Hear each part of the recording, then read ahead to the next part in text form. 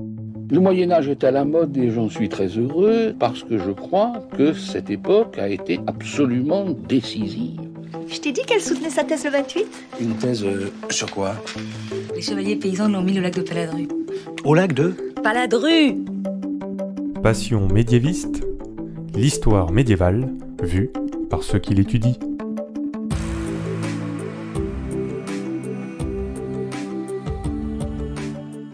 Est-ce que l'on sait tout du Moyen-Âge ? Et est-ce que l'on sait tout des dragons au Moyen-Âge ? La preuve que non. Ombline et les dragons, épisode 2 bis, c'est parti !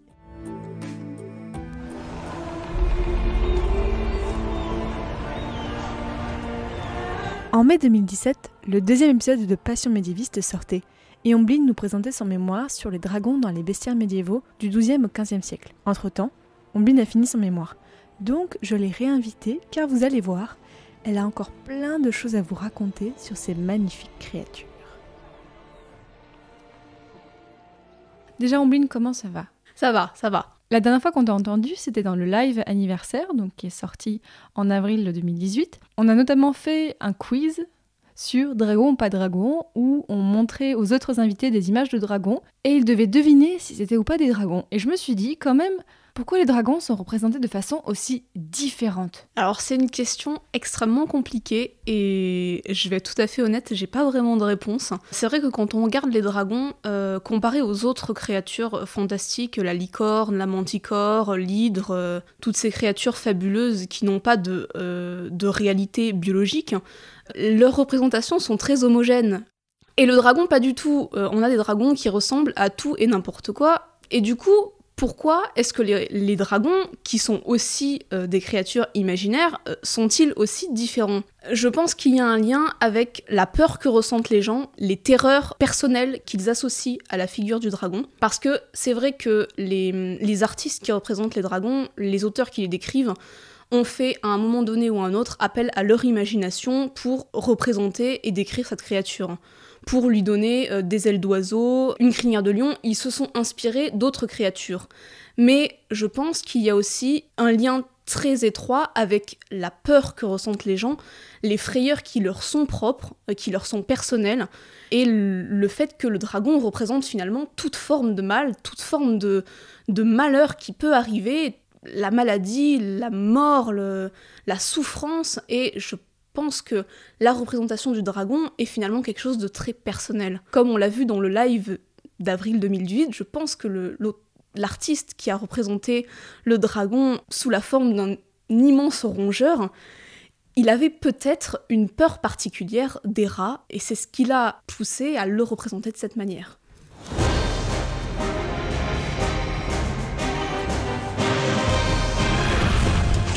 Je crois pas qu'on soit au bon endroit. On a trouvé l'entrée du souterrain, pile à l'endroit prévu. Ça peut pas être ailleurs. Enfin, vous avez vu la taille des tunnels? Vous allez pas me dire qu'il y a un dragon qui se balade là-dedans? Le dragon des tunnels, il s'appelle, c'est sûrement pas pour rien. C'est un dragon qui doit avoir le coup pour se faufiler. Ou alors il est tout petit, une sorte de gros lézard inoffensif. Qu'est-ce que vous en pensez ? Tu as terminé ton M2 sur les dragons, et j'ai notamment relevé quelques thèmes que je voulais aborder avec toi aujourd'hui. Notamment le fait que le dragon soit associé aux mauvaises odeurs. Comment on peut savoir comment sentait un dragon ? Alors ça, c'est une question extrêmement intéressante. Ça me fait penser à une émission qui s'est tenue il y a pas longtemps sur France Culture, qui reprenait l'histoire des odeurs et des parfums, et où les intervenants ont soulevé un point très intéressant. L'odorat a beau être un sens mineur au Moyen-Âge, un sens qui n'a pas beaucoup d'importance, la bonne odeur est associée aux choses positives. La bonne odeur est associée à la pureté, la bonne odeur est associée à la sainteté. Dieu sent bon, les saints sentent bon.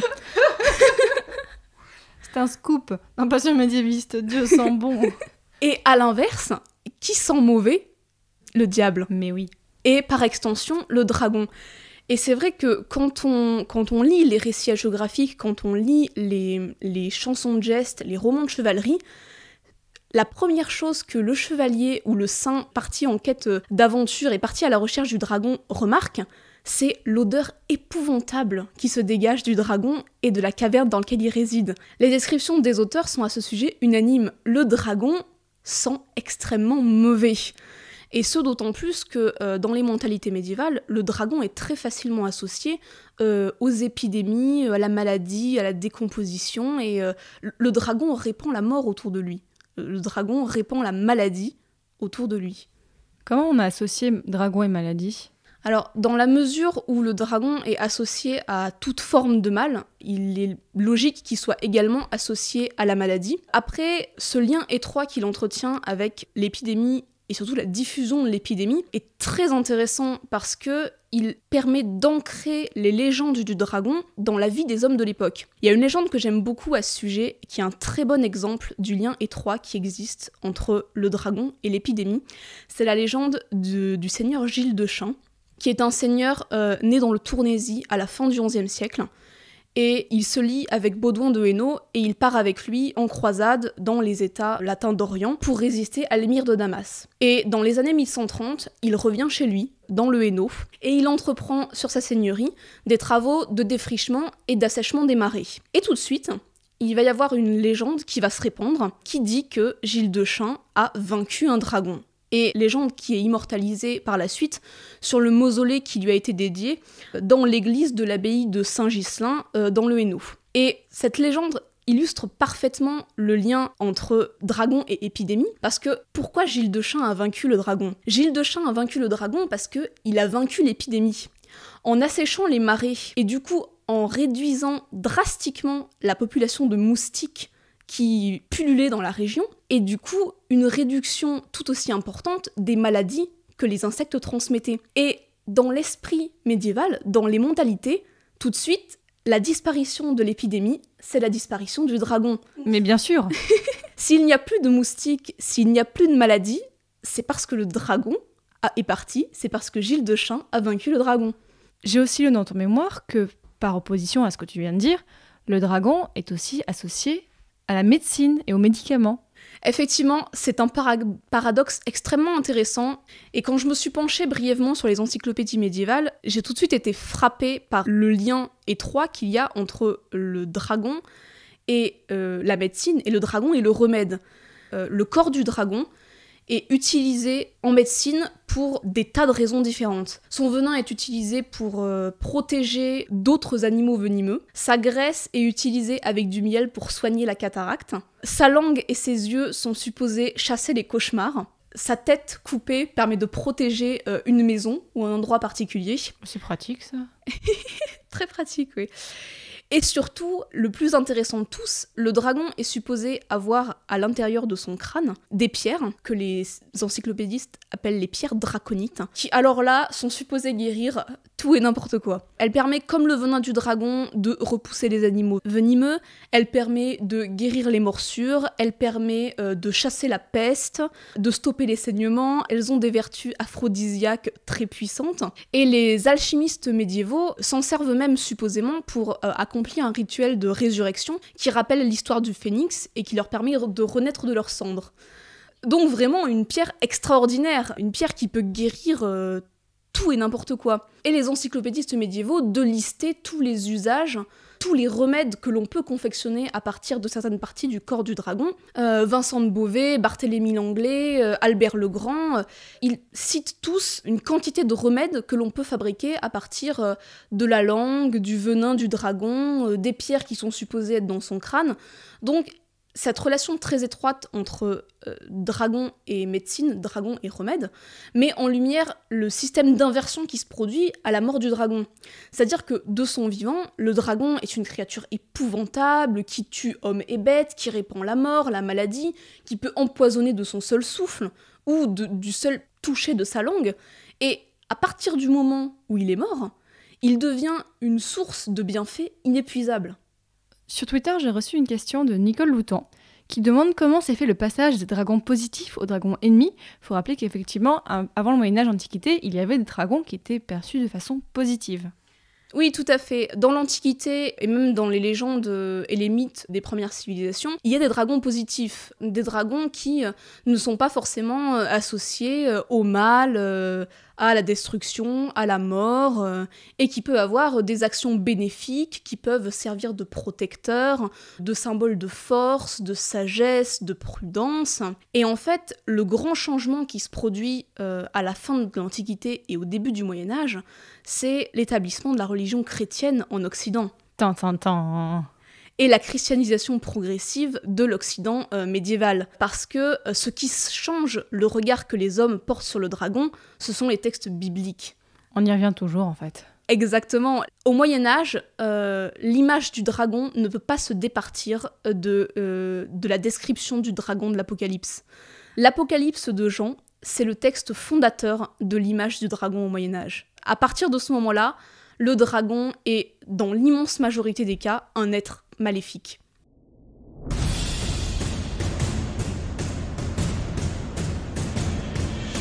Un autre signe apparut dans le ciel. Un grand dragon, rouge feu, avec 7 têtes et 10 cornes.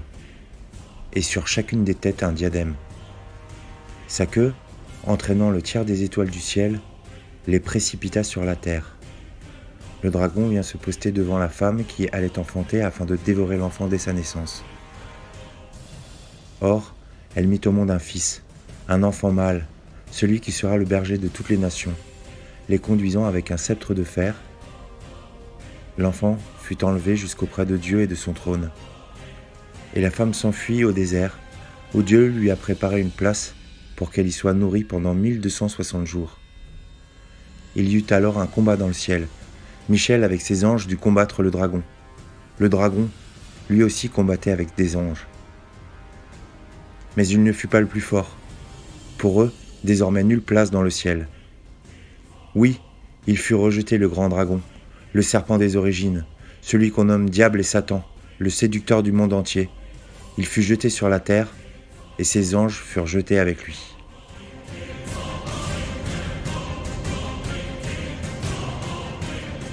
Et du coup, dans les mentalités médiévales, les dragons sont avant tout des êtres terrifiants qui sont associés à la mort, à la maladie et à la destruction. Dans l'épisode précédent, tu m'avais raconté que des dragons étaient parfois représentés sur des sceaux, et dans ton mémoire, tu parles aussi des dragons qui sont représentés sur des pièces de monnaie ? Alors oui, il y a des dragons qui sont représentés sur certaines pièces de monnaie, surtout à la fin du Moyen-Âge, notamment au XIVe et XVe siècle. Ils ne sont jamais représentés seuls. À ma connaissance, il n'y a pas de pièces de monnaie avec seulement des dragons. Sur les pièces de monnaie, le dragon est représenté aux côtés de Saint-Michel, de Saint-Georges, et c'est autant la figure du saint, et c'est plutôt la figure du saint qui est mise en valeur que la figure du dragon. La victoire de Saint-Michel ou de Saint-Georges sur le dragon permet d'affirmer le pouvoir royal face à l'ennemi. Il y a notamment quelques pièces de ce style qui ont été produites au tout début de la guerre de 100 ans, en 1341 et en 1348, si je ne m'abuse, où l'on voit effectivement Saint-Michel et Saint-Georges terrasser le dragon. Et à ce moment-là, la figure du saint tuant le dragon sert à mettre en valeur la puissance royale et à montrer que les armées françaises auront le dessus sur les armées anglaises dans les batailles à venir. Je voulais te demander aussi, qu'est-ce que tu as fait comme recherche depuis, et est-ce que tu continues à travailler sur les dragons ? Alors cette année, je me suis surtout consacrée à l'agrégation d'histoire, donc je n'ai pas vraiment eu l'occasion de me pencher sur mes recherches, mais travailler sur les bestiaires médiévaux m'a vraiment donné le goût de la recherche et m'a donné envie de poursuivre mon travail sur les dragons et de m'intéresser à des aspects que je n'avais pas abordés dans mon mémoire. Alors on a parlé des dragons et des encyclopédies tout à l'heure, et c'est vrai que c'est un sujet qui a particulièrement piqué mon intérêt, et j'aimerais beaucoup pouvoir poursuivre mes recherches sur ce sujet, et pouvoir vraiment étudier en détail la figure du dragon dans les encyclopédies médiévales. Parce que le discours des bestiaires médiévaux est finalement assez limité. L'image du dragon dans ces recueils est finalement très stéréotypée. Le dragon c'est le mal, le dragon c'est le diable, on l'a compris. Dans les encyclopédies médiévales, les auteurs donnent beaucoup plus de détails sur la figure du dragon. Par exemple, est-ce que vous saviez que le dragon fait plus de 20 coudées de long à la naissance ? 20 coudées, c'est 9 mètres. Attends, Quoi ? Le dragon nouveau-né, selon Barthélemy Langlais, selon Vincent de Beauvais, fait 9 mètres de long à la naissance. Donc on parlerait d'un œuf de plusieurs mètres de haut à ce niveau-là. Visiblement, oui. Oui, est-ce qu'on parle d'un œuf aussi d'ailleurs ? Les œufs ne sont pas mentionnés. La technique de reproduction du dragon n'est pas mentionnée. Mais ce que l'on sait, c'est que le dragon nouveau-né fait plus de 9 mètres. C'est passionnant, tous ces petits détails sur la manière dont le dragon se comporte, se nourrit, tous les détails que les auteurs peuvent ajouter sur les endroits où il aime se nicher, ses techniques de chasse, tous ces petits détails qui font du dragon finalement un animal comme les autres. Et ce regard des encyclopédistes médiévaux sur la figure du dragon, moi je trouve ça terriblement passionnant. Là, dans les encyclopédies, on est vraiment loin des bestiaires où les bestiaires, c'est la morale chrétienne qui est avant tout mise en avant. Là, c'est beaucoup plus pragmatique. En fait, l'encyclopédie a pour le coup vraiment une ambition de montrer la réalité. D'ailleurs, les encyclopédies, c'est à partir de quel moment qu'elles se développent ? L'âge d'or de l'encyclopédisme médiéval, c'est le XIIIe siècle. Il y en a avant, parce que l'une des encyclopédies les plus connues au Moyen-Âge, c'est l'encyclopédie d'Isidore de Séville, 7e siècle. Mais qui sert de base pour les bestiaires médiévaux, pourtant. Oui, exactement. L'encyclopédie d'Isidore de Séville sert de base pour les bestiaires médiévaux. Elle sert pour la description physique du dragon. Mais après, les auteurs rajoutent une morale chrétienne par-dessus, et c'est finalement ça qui compte dans les bestiaires médiévaux. Dans les encyclopédies médiévales, le but est complètement différent. C'est vraiment une analyse pragmatique, comme tu l'as dit, et biologique de l'animal, avec tout ce que ça peut avoir de fantaisiste compte tenu des mentalités médiévales. On a vraiment, là, dans les encyclopédies médiévales, un regard scientifique sur le dragon. Et c'est particulièrement vrai dans l'encyclopédie d'Albert le Grand. Albert le Grand, encyclopédiste du XIIIe siècle, il a vraiment dans l'idée de présenter un discours scientifique et un discours véridique qui soit conforme à la nature. Et donc, il va s'attacher à décrire le dragon de la manière la plus objective qu'il soit, en confirmant ou en infirmant les théories que les auteurs avant lui ont pu énoncer. Il précise très clairement dans son encyclopédie, ça c'est vrai, ça c'est pas vrai. Là il y a des preuves, là il n'y a pas de preuves.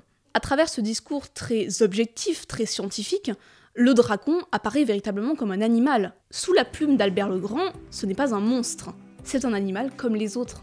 Et ça c'est passionnant, mesdames et messieurs. Eh bien, Ambline Fichant, merci beaucoup d'être revenue nous parler des dragons au Moyen-Âge. Eh ben, c'était un plaisir. Si vous avez aimé cet épisode, surtout, vous savez maintenant, n'hésitez pas à le partager, à en parler autour de vous, à en parler à votre mère, votre grand-mère, à en parler à votre copain, à votre cousin, à votre professeur, enfin bref, je m'égare, parlez-en autour de vous, c'est toujours bien. Et à très bientôt pour un prochain épisode du podcast. Salut, bisous bisous.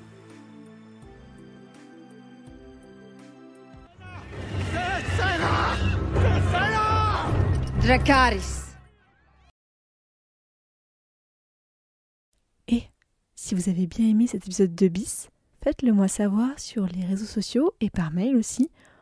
Et peut-être que l'année prochaine, on en fera un 3e avec Ambline. Qui sait ?